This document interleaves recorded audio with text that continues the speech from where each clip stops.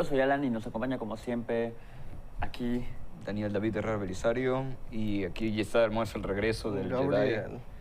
después de una larga ida por fuera de este programa, ha regresado y para un tema que él quería y que había pedido bastante. De hecho, sí. De hecho, técnicamente, este es tu programa, Gabriel. No, Feliz cumpleaños. Oh, gracias.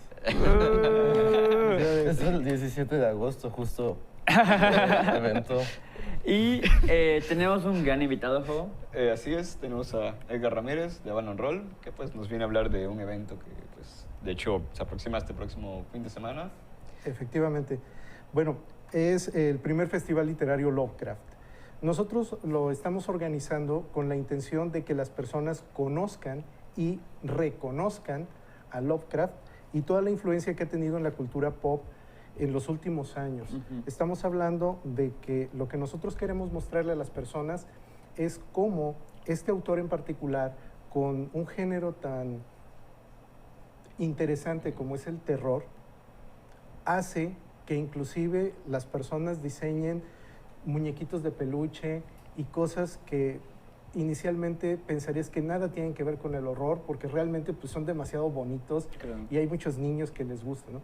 Entonces, la intención con todo esto es que en la medida de que las personas se den cuenta de hasta dónde puede llegar la influencia de las letras, pues se les haga interesante y aumente su curiosidad, se adentren en poder conocer qué otras cosas ha hecho Lovecraft, porque su obra literaria pues es extensa, pero también cómo es que eso que él planteó hace pues ya casi vamos para el siglo, hoy en día sigue teniendo vigencia, y mucho de lo que plantea como tema central de su obra, como en este caso la desesperación, el terror, La pérdida de la cordura. por supuesto. El temor a lo desconocido, pues creo que era como que el tema de Lovecraft, o sea, él tenía miedo a todos, a salir al aire y "Ay, está muy frío, ya me voy".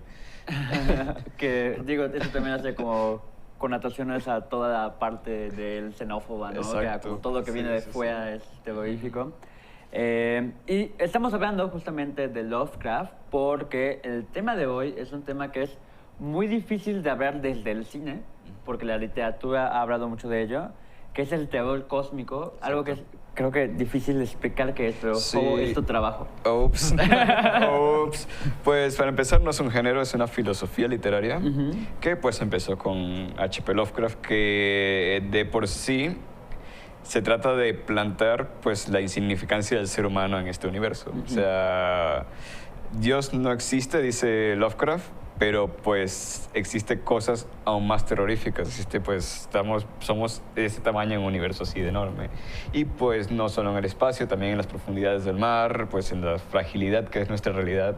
Entonces son temas que son muy versátiles de armar en literatura, pero en cine pues cómo plasmas eso, porque Claro. el cine es un rollo muy Sí, visual. Porque ya tienes una estructura así desde Aristóteles, donde te dicen, tienes a tu protagonista que tiene que ir por estos cambios, pero en el horror cósmico, en realidad, ¿cómo vas a concentrarte en un protagonista? Si es Claro. insignificante, si no importa. Si apenas la humanidad llega a ser un micro personaje en todo este mundo.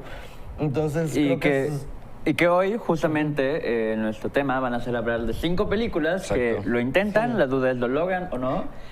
Y pues en número 5 tenemos Spring. Una película del 2014 que fue muy extraña cuando salió. Yo recuerdo en esa época ver el póster, ver un poquito qué trataba y no estar seguro a qué me iba a meter. Tengo muy presente el recuerdo de verla. Porque fue una película que me impactó mucho y que ahorita en la repasada por esta lista me quedó con un sabor de boca medio extraño. A mí igual, fíjate. Y me acuerdo que la primera vez que la vi igual había quedado como que, wow, es algo que no he visto nunca. Pero sí, en segunda vista siento que hay cosas que quedan medio flojas, a mi parecer.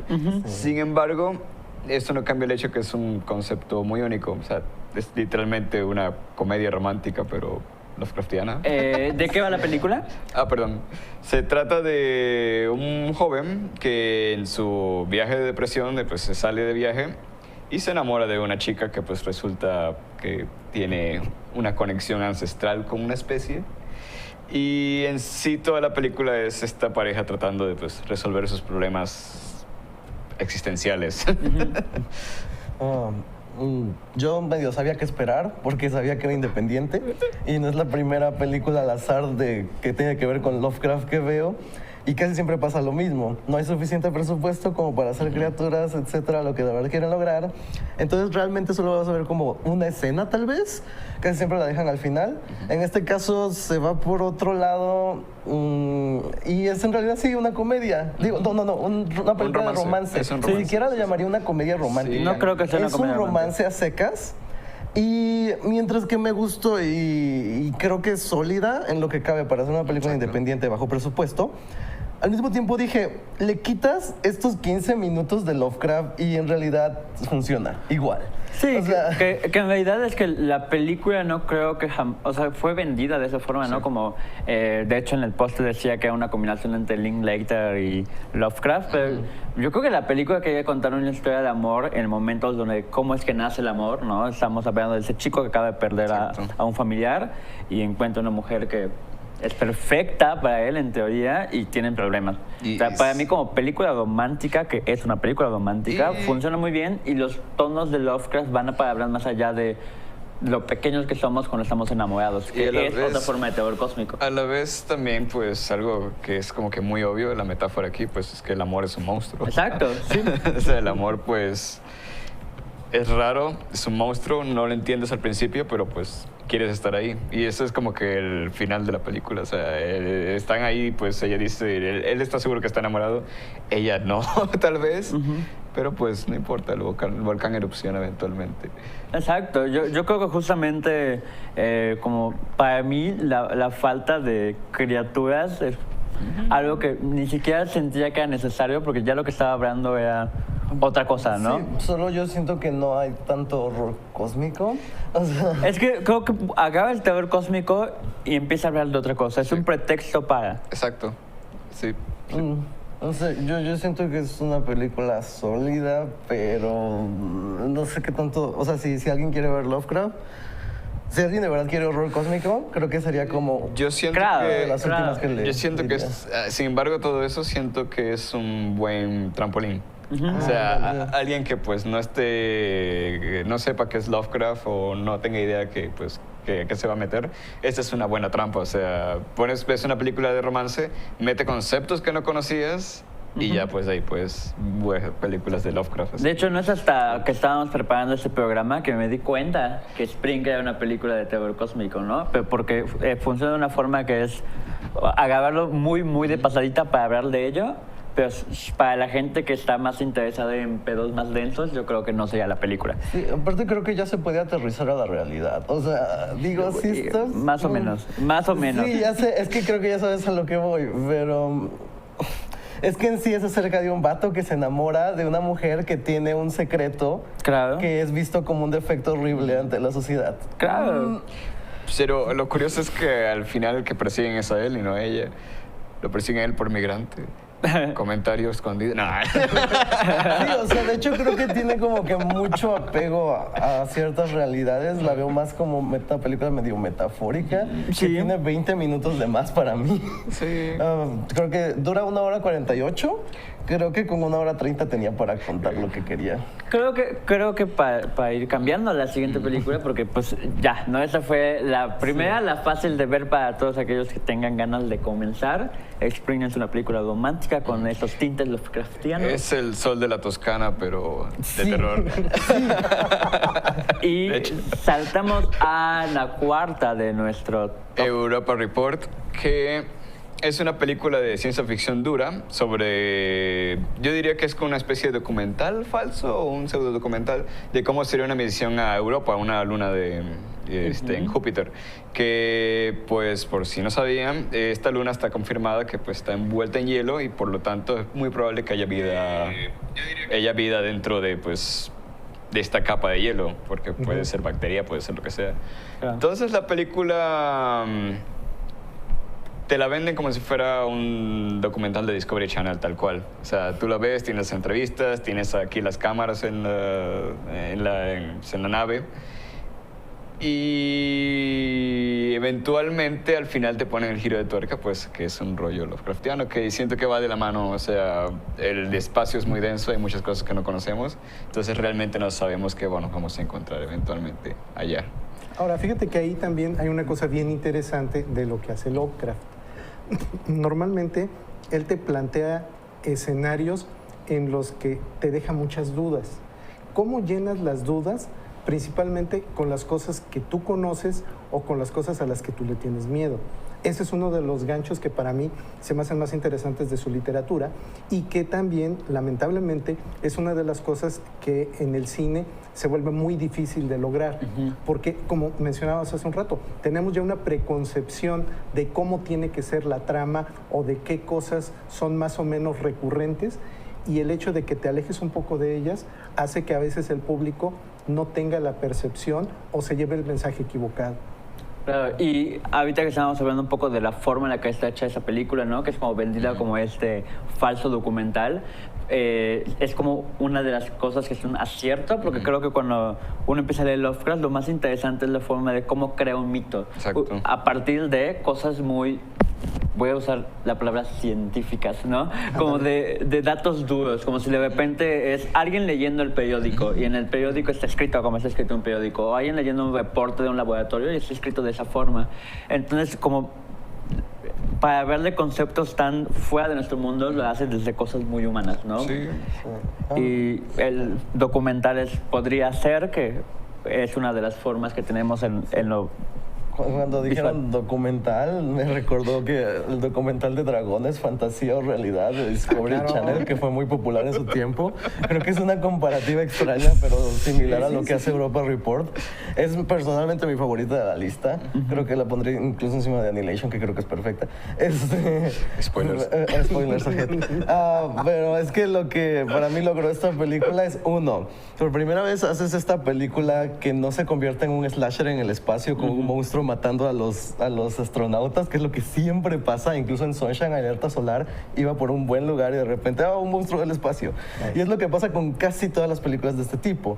Y en el caso de Europa Report dicen él, o sea, yo voy a hacer ciencia ficción hasta el final. Y no ciencia ficción dura, Sí. o sea, dura, o sea, y eso es lo que se me hace así, me explotó el cerebro a mí, Sí. que es todo científicamente correcto en la película, o sea, y todo esto lo sostiene con mucho detalle, pues, basado en sustentos científicos, o sea, de qué tanto te manera viajar de aquí para allá, qué tan peligroso es reparar algo en el espacio, y de hecho creo que a raíz de eso va de las escenas más potentes de toda la película, que es cuando se muere un astronauta, y yo creo que esa escena, pues, a mí me rompió el corazón, es de las cosas más tanto reales como duras, así que he visto, así que pues cuando él se va alejando y se te quedando sin oxígeno lentamente. Está muy bien lograda esa Sí, escena, sí. pero lo que más amo de esta película, yo en lo particular, es el que es la única que me hace sentir que es una insignificancia hasta cierto punto la raza humana y que a cambio de conocimiento incluso vale la pena sacrificar vidas. Claro. Y eso es algo que creo que se agarra mucho al horror cósmico. Creo que esto es de las que va mucho ese género, donde sí te da el golpe y te dice no importa. Sí, hay que mencionar ahorita que justamente estamos abriendo el tema, es que estamos hablando de películas y en el cine, justo como comentaba Gabriel, como ya hay ciertas formas, sobre todo aristotélicas, de cómo contar historias, se nos es más difícil agarrar géneros de la literatura y llevarlos ahí, ¿no? La ciencia ficción es un género que, aunque hay mucha ciencia ficción, a veces es muy difícil de sentir que se parece a lo que encuentras en literatura, ¿no? Se me ocurre toda esta línea de literatura de ciencia ficción que va sobre la lingüística, ¿no? De cómo nos comunicaríamos y que creo que solo Arrival es el referente más cercano que tenemos a ello. Pero en literatura puedes encontrar mucho que habla de eso. Y el terror cósmico también, como mencionas, es algo que de repente es tan difícil de explicar, o sea, solamente leyéndolo, que cuando lo quieres hacer terminas un monstruo en el espacio y le temes a ello. Terror cósmico, ¿no?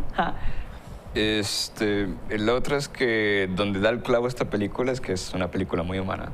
O sea, es como, yo siento que es como la base de toda la película.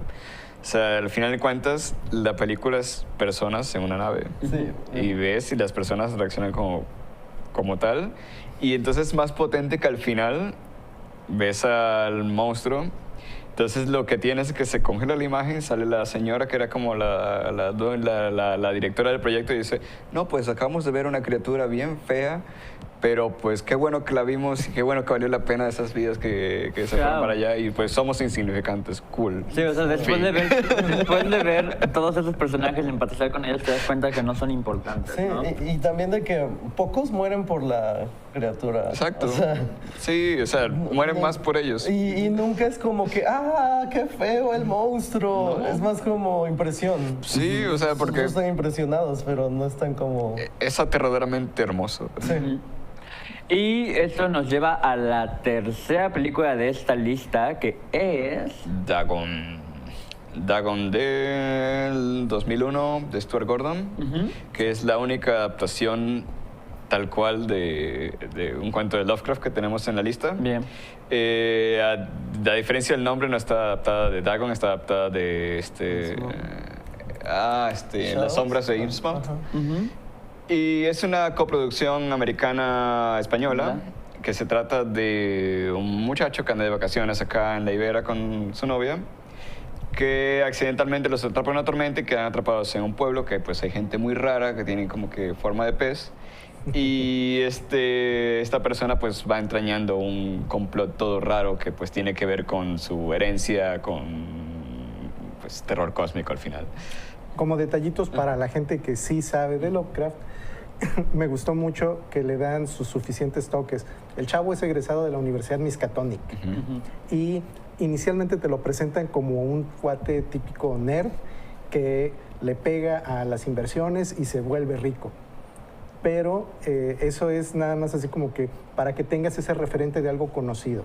Fuera de eso, la parte que a mí se me hace muy interesante es cómo él termina envuelto en todo esto y todo el trasfondo que hay del que otras poblaciones de las cercanías probablemente no tienen la menor idea, o quizás sí lo saben, o no sé. Yo tengo que aceptar, audiencia, que Dagon es la única película de esta lista que no he visto, entonces espero que ustedes me contaran un poco más sobre ella. Es acerca de gente corriendo por 1 hora y media. A la vez, la literatura de Lovecraft es eso también. O sea, si lo comparas como una adaptación de Lovecraft, o sea, sí, es de los pocos que respeta, pero si lo comparas como horror cósmico en cine, o sea, yo se lo recomendaría a fans de Lovecraft, no se lo recomendaría a una persona. ¿Sabes?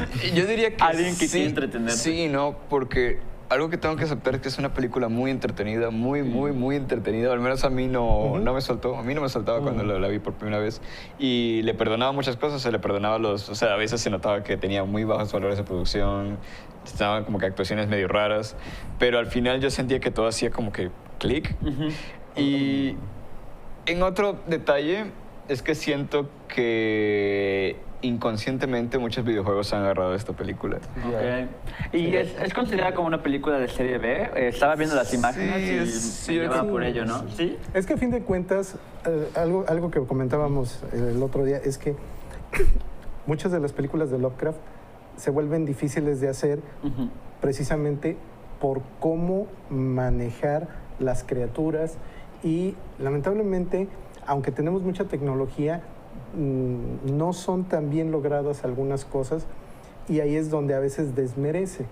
Entonces, hay otras películas que han sido inspiradas igual por todo este asunto de Lovecraft.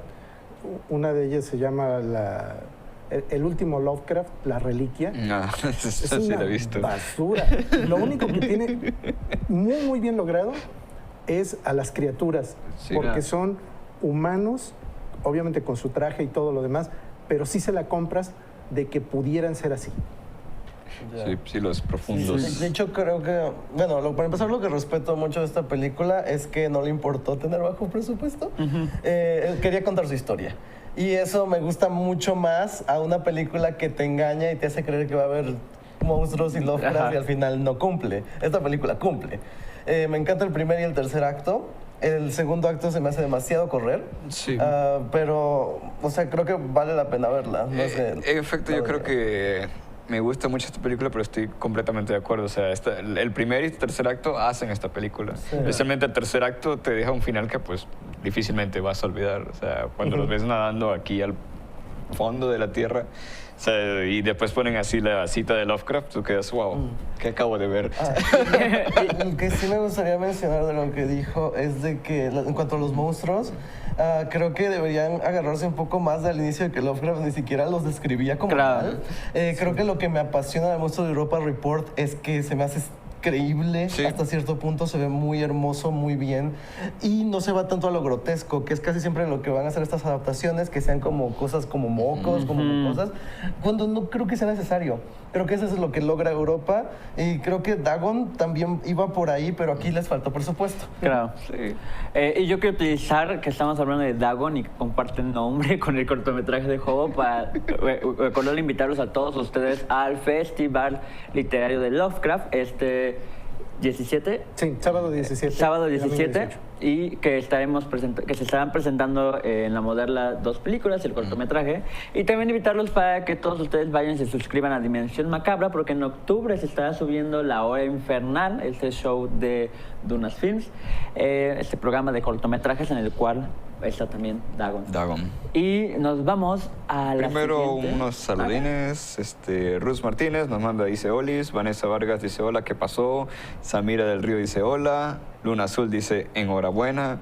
Gris Hernández dice hola. Sans Pati dice hola. Alberto Rodríguez dice excelente teleclick. Dulce Gama dice interesante. Y como siempre tenemos a Maylú Álvarez Solís, nuestra fan número 1, con nosotros. Muchos saludos a toda la gente que nos sigue viendo. Y ahora sí. Pues vámonos a la número 2. Que In the Mouth of Madness. para mí estas últimas dos son las que están peleando constantemente por cuál es mi favorita. Yo ando en las mismas y de hecho cuando... vamos primero a decir la sinopsis de la película. Claro, John Carpenter. ¿De qué bajo? Ok. In the Mouth of Madness se trata de como, ¿qué será? Un detective / busca estafadores. Que está en busca de un autor que se llama Sutter Kane, que en la misma película dice, olvídate de Stephen King, Sutter Kane vende más. Que misteriosamente desapareció, pero que los libros de Sutter Kane vuelven locos a sus fans. Entonces, de ahí tienes un viaje que él se emprende con la gente de la publicidad, donde él lentamente empieza a leer, pues empieza a perder este agarre con la realidad. O sea, mientras más avanza, él pues está perdiendo la cordura, pues empieza a tener, hasta el mismo el espectador, te preguntas, pues, ¿qué estoy viendo realmente? Y toda esta película tiene este rollo como... diría que es una mezcla de terror psicológico y terror cósmico realmente. O sea, porque al final encuentras qué tan frágil es la realidad en la que vivimos. O sea, si realmente nos está escribiendo alguien o si realmente somos un show de televisión. Oh, Dios mío. Recuerda además quién es John Carpenter. John Carpenter es uno de los grandes maestros del terror. De hecho, paréntesis así microscópico, esta se le dice que es la tercera parte de la trilogía del fin del mundo, que yo siento que es una trilogía muy Lovecraftiana de John Carpenter, que empieza con La Cosa, que es muy Lovecraftiana, El Príncipe de las Tinieblas, Prince of Darkness, que... Para mí es el intento de hacer esta de In the Mouth of Madness. Exacto. Y después lo mejora. Esta es cuando ya aterriza el concepto. Y yo tendría que agregar, por cierto, pero solo ahorita hablamos también de ella, el corto mediometraje que hace para Maestros del Horror, la de Cigarette Burns. Cigarette Burns, donde tiene algo muy parecido a la trama. La película del fin del mundo. Y hablábamos al inicio de cómo lo hacemos en el cine para ver de esta filosofía que es de la literatura, y creo que John Carpenter tiene la respuesta, que es ábrelo desde el lenguaje que hace el cine, ¿no? Desde el montaje. Entonces, esta es una película que constantemente va trabajando su montaje para hacerte creer y dudar de lo que estás viendo. O sea, la experiencia se vuelve mucho más personal que estar viendo a alguien comer de un monstruo, que no se vuelve como tuya. Es que el rollo aquí es que no son monstruos, la realidad. La realidad. O sea, la realidad es algo muy frágil. O sea, y eso es lo que a mí me impactó del final de esta película, porque pues se vuelve un rollo muy meta. O sea, es como estás viendo al protagonista viendo su propia película. Que tú acabas de ver. Exacto. Sí. Es una de esas joyas medio olvidadas de John Carpenter. Creo que cuando se habla de él, se habla de muchas otras antes de hablar de esta, que es de sus mejores películas. Creo que es una película muy entretenida. Creo que es una de las que les recomendaría a casi cualquiera. Además que yo en lo personal le diría, deténla un minuto antes del final, porque yo creo que es uno de los mejores finales de la historia. Perdón, porque creo que soy una minoría aquí. Pero ese final yo ya lo había visto en La Montaña Sagrada.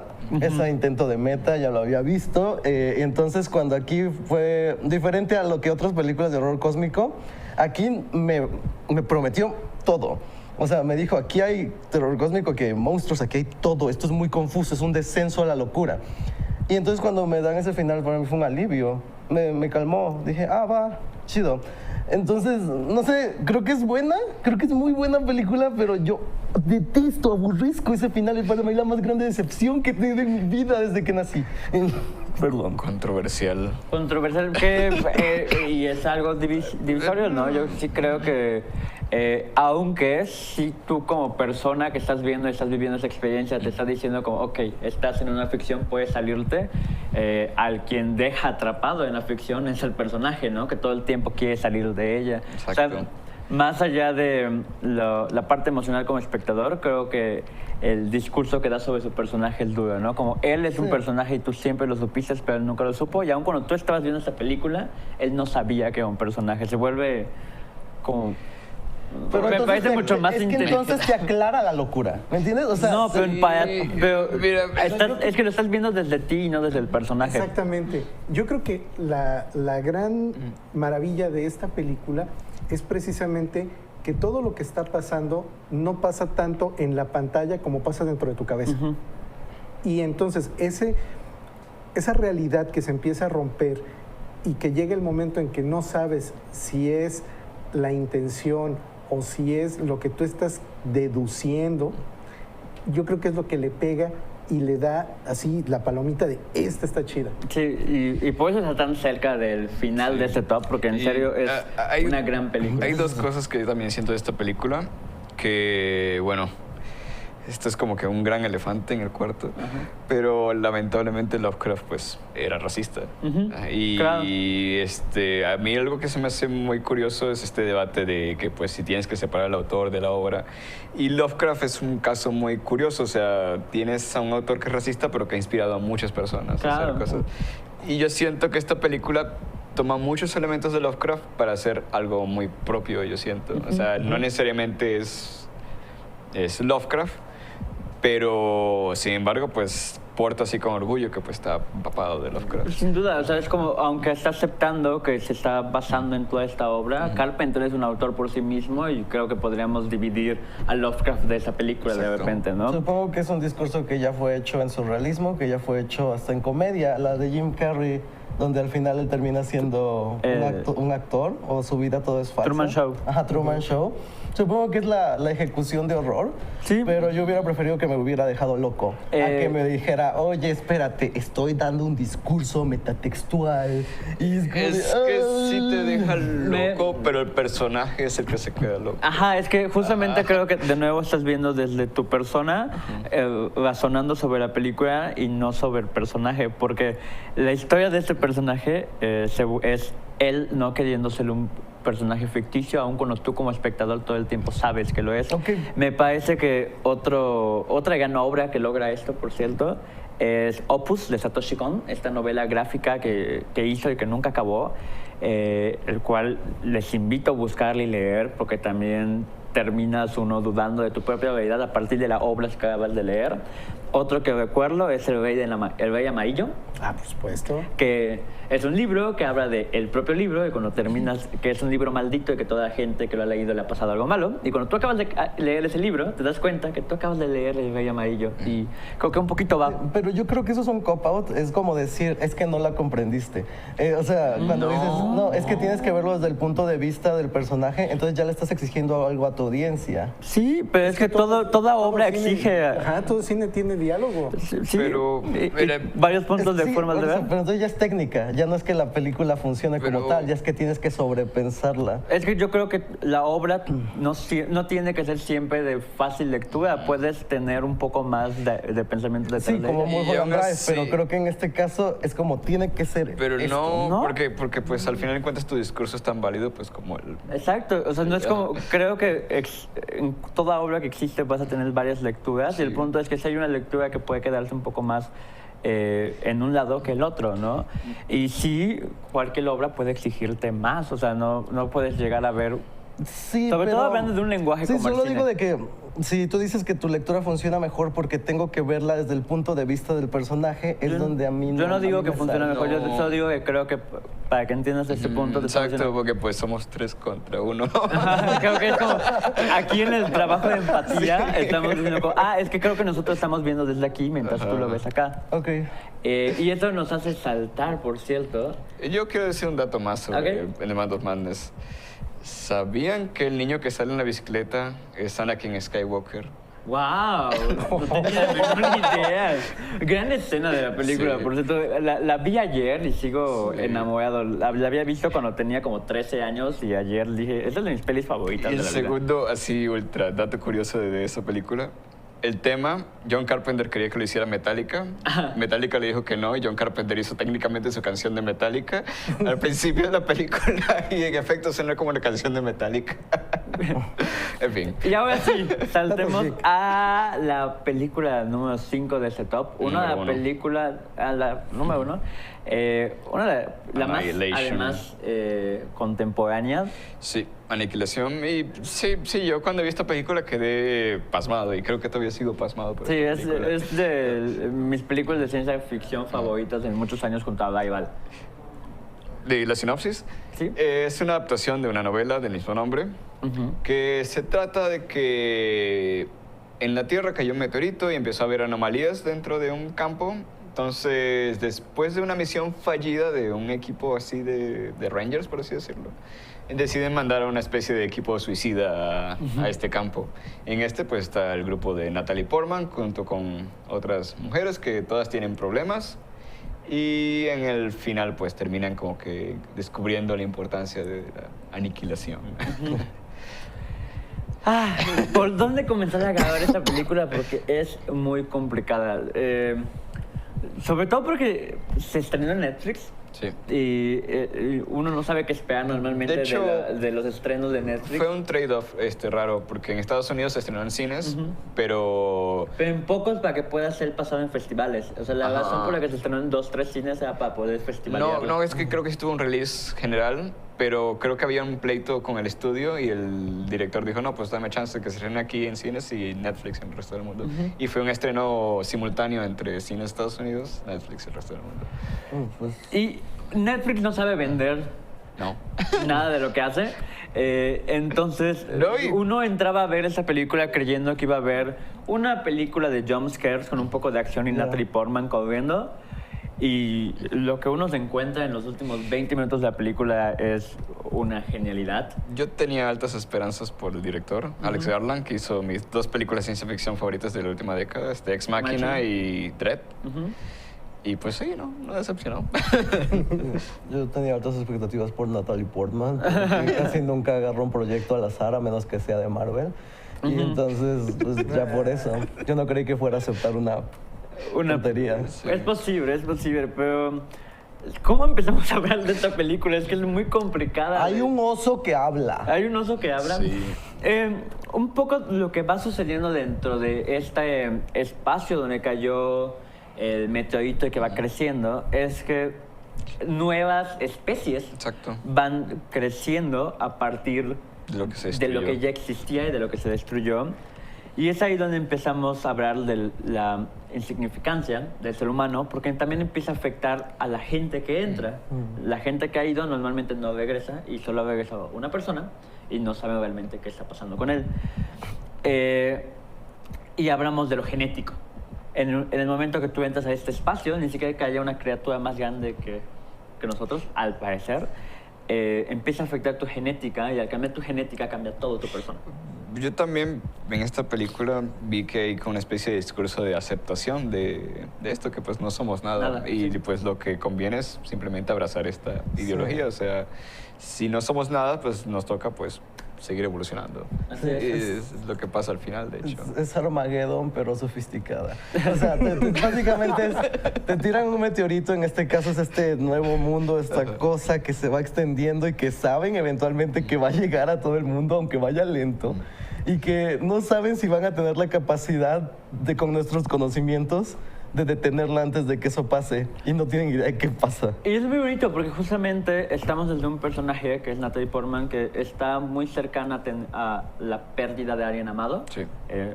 Lo sepa o no lo sepa, está lidiando con esa pérdida y como que se vuelve metafórico la idea de esa cosa que poco a poco va a ir acabando con nosotros, porque es toda la otra parte de la humanidad que tiene que aceptar que se va a acabar, ¿no? Muy lentamente se está acabando y nos va a alcanzar esta evolución, que es algo que tenemos que aceptar. Entonces es una peli también bastante romántica en ese aspecto, ¿no?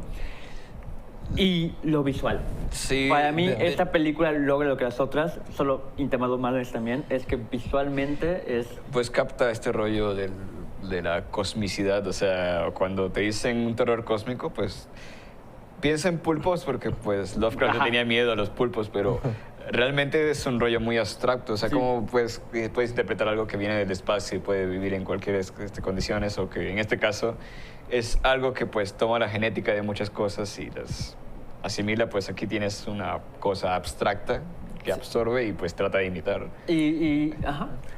El color que cayó del espacio. Exacto. Exactamente ahí es a donde entra toda esta parte. Porque en el texto, Lovecraft lo que te describe no es como tal una criatura. No. No es tampoco esa situación de correr para sobrevivir, sino efectivamente es esta situación de algo que tiene como que su propia vida, su propia manera de expandirse, y ese crecimiento termina teniendo consecuencias para todos.